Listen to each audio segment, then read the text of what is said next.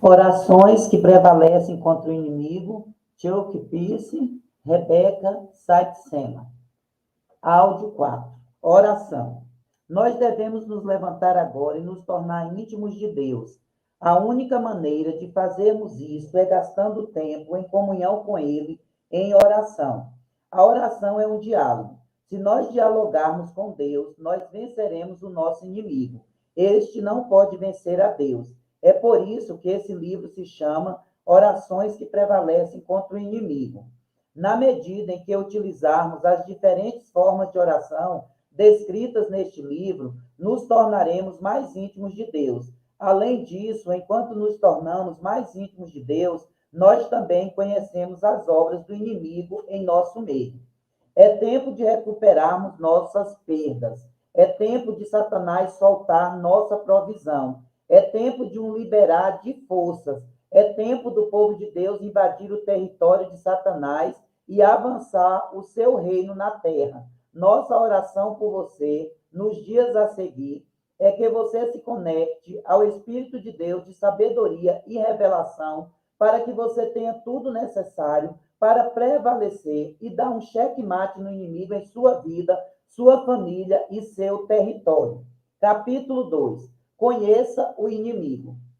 Uma noite eu estava em casa assistindo um filme com os meus filhos. Era um bom filme sobre um músico não convencional que assume um cargo de professor substituto em uma escola preparatória muito tradicional.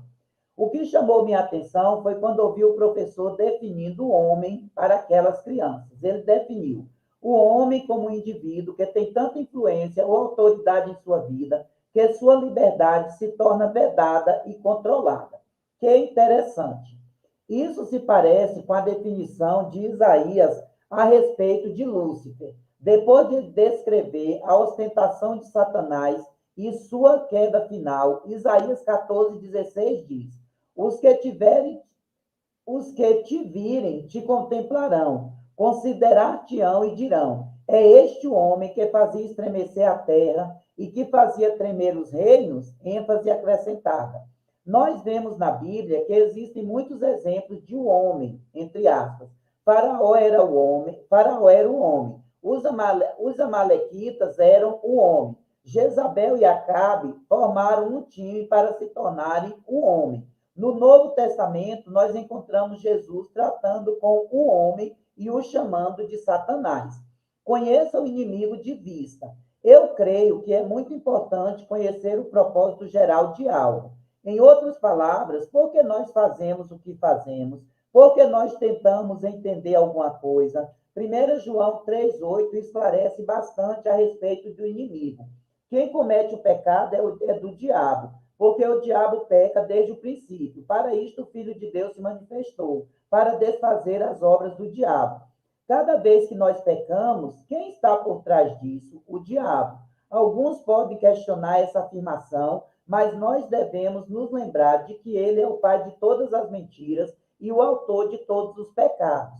Quando a nossa carne se alinha para fazer a vontade do inimigo, nós entramos em comunhão com o homem em nossa vida, o homem entre aspas, até que um dia ele nos dominará. Quando eu era adolescente, me afastei do Senhor. Eu havia passado por vários anos terríveis. Minha família foi dividida, enquanto meu pai se afundava no jogo e em muitas outras tendências pecaminosas. Essa fase culminou na morte do meu pai. Quando eu estava com 18 anos, fiquei muito doente e acabei no hospital por algum tempo. Durante aquele tempo, eu comecei a me reconectar com Deus. Eu perguntei ao Senhor por que eu era atraído a fazer as coisas que eu odiava. Deus me mostrou que, apesar de eu pertencer a Ele, o diabo estava sobre o meu corpo, diz o autor. E ele disse: essa é a força controladora da sua vida, não eu. Eu clamei ao Senhor, que estava em mim, e disse: você é maior em mim do que aquele que está sobre mim. Se você se levantar sobre mim, o diabo terá que ir embora. Naqueles dias eu não sabia nada sobre a Bíblia, muito menos sobre libertação. Mas quando eu clamei, o Espírito de Deus veio àquele quarto de hospital e me visitou por 3 dias. Estando ali, o Senhor me disse: Não foi o seu pai que arruinou sua família, foi o diabo. O seu pai entrou em acordo com ele. Portanto, toda a prosperidade que eu havia planejado para vocês como família, Satanás confiscou por causa do pecado. E ele está tentando impedi-la de chegar à próxima geração. Eu soube naquele momento que eu tinha uma escolha. Eu poderia me levantar e começar a me tornar um discípulo de Deus e do Espírito Santo, ou poderia seguir o caminho do meu pai terreno. Durante aquele tempo, o Espírito Santo se tornou tangível para mim. Temos que chegar a um tempo em que o Espírito Santo se torne real para cada um de nós. Uma vez que isso acontece, nós somos impulsionados para a batalha. Se nos ensinaram que o Espírito Santo é liberado em nós unicamente para nossa alegria e conforto, nos ensinaram apenas parte do todo. Ele pode nos manter cheios de alegria, ele pode nos confortar e nos ensinar, mas o Espírito Santo também abrirá nossos olhos para o mundo das trevas ao nosso redor, para que possamos ver como o inimigo está trabalhando contra nós. Não podemos, de fato, prevalecer sobre o inimigo até que tenhamos um entendimento de quem ele é e como ele opera. Conheça o inimigo pelo nome. Na Bíblia, particularmente no Novo Testamento, o diabo é descrito de muitas maneiras. Além disso, aqui nós aprendemos que ele opera não apenas na terra como um todo, mas também na vida dos indivíduos. Ele se opõe aos propósitos de Deus na terra e elabora planos para impedir o povo de Deus de entrar nesses propósitos. Ele não é uma criatura vestida de vermelho e com chifres. Em vez disso, ele pode ser um enganoso anjo de luz. Nós conhecemos as pessoas pelos seus nomes. Então, vejamos alguns dos nomes e termos que a Bíblia usa para descrever Satanás. 1. O dragão ou a antiga serpente. Ver Apocalipse 12, 9, 22. O dragão ou a serpente revela uma característica do inimigo que guerreará contra a igreja até o fim. Jesus Cristo derrotou totalmente na cruz, mas por vivermos no tempo que precede a segunda vinda de Cristo, quando a derrota de Satanás será completa, nós também devemos nos levantar e encarar essa criatura que continua a fazer fétidos estragos na terra. Nós estaremos em inimizade com a serpente até o fim. Ela é esperta, religiosa e cheia de força e autoridade política. 2. Um enganador. Vê Gênesis 3. Satanás foi a Adão e Eva e os enganou. Basicamente, ele disse: Deus está reprimindo vocês. Uma vez que Adão e Eva acreditaram na mentira, Satanás pôde se aliar aos seus desejos e manipulá-los ao pecado. Satanás, com frequência, nos enganará da mesma forma, nos dizendo que Deus está, de alguma maneira, nos reprimindo, que se fizermos isso ou aquilo, nós obteremos tudo o que Deus não quer que tenhamos. Se nós engolirmos essa mentira, Satanás pode então nos atrair ao pecado que nos separa do caminho de Deus para as nossas vidas. A verdade absoluta é que Deus não nos reprime. Deus nos ama e quer o melhor para nós. Ele tem um caminho e um destino que nos acrescentarão tudo o que precisamos. Ver Mateus 6,33. Mas nós, assim como Adão e Eva, podemos escolher ser desviados desse caminho pelo pecado e pela desobediência, e Satanás sabe disso. Portanto, ele fará tudo o que ele puder para nos enganar e nos levar ao pecado. 3. Nosso adversário. Ver Números 22, 22. Um adversário é alguém que se opõe a nós. Satanás se opõe à obra dos escolhidos de Deus. Ver 1 Tessalonicenses 2,18. Ele se opõe à nossa fé. Ele sabe que a nossa devoção a Deus pode derrubar o seu poder no território onde fomos posicionados na terra. O inimigo está buscando meios de impedir nossa fé, de nos impulsionar ao completo plano de Deus para a nossa vida. Como mais e mais servos de Deus se levantam, a derrota de Satanás se torna inevitável. 4. O usurpador. Ver Gênesis 3.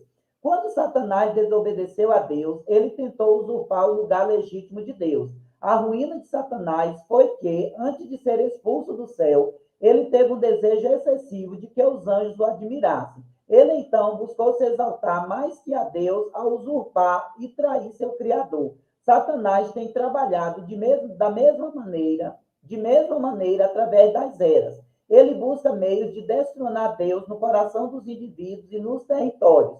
Seu orgulho leva tanto a persuadir como a seduzir, atividades das quais ele se tornou mestre. 5. Um acusador. Observe que, no momento em que Deus confrontou Adão e Eva, eles se voltaram um contra o outro. Vê Gênesis 3,13. O pecado ao qual Satanás os atraiu fez com que um espírito de acusação se levantasse dentro deles. Satanás sempre tentará fazer o mesmo conosco, nos levando a questionar nossos irmãos e irmãs no Senhor por meio de acusações falsas espalhadas pela fofoca, levando-nos a acusar uns aos outros por meio de nossa própria raiva ou ferida, fazendo com que acusações falsas sejam lançadas contra nós, ou nos levando a acusar a nós mesmos com um espírito de condenação impiedoso. Se Deus está trazendo condenação ao nosso coração, ele nos trará o desejo de nos acertarmos com Deus e seguirmos em frente em seus planos. Mas se um espírito de condenação impiedoso está vindo contra nós, nos sentiremos longe de Deus de uma forma que parecerá irreparável, e nós nos desviaremos do seu caminho e entraremos em várias formas de autodestruição. 6. Um tentador. Ver 1 Coríntios 7,5. Satanás ama achar nossas fraquezas. Ele pode e nos tentará cair em padrões pecaminosos. O objetivo de Satanás é nos levar a falhar e então nos afastar do caminho de Deus para a nossa vida. Quando nós cedemos às suas tentações, ele pode nos dissuadir e nos vestir de vergonha, desgraça e condenação. Mas precisamos nos lembrar de que, mesmo ele tendo o poder de nos tentar, ele não pode nos forçar a fazer sua vontade. De fato, a tentação nos dá a possibilidade de escolher a santidade em vez do pecado.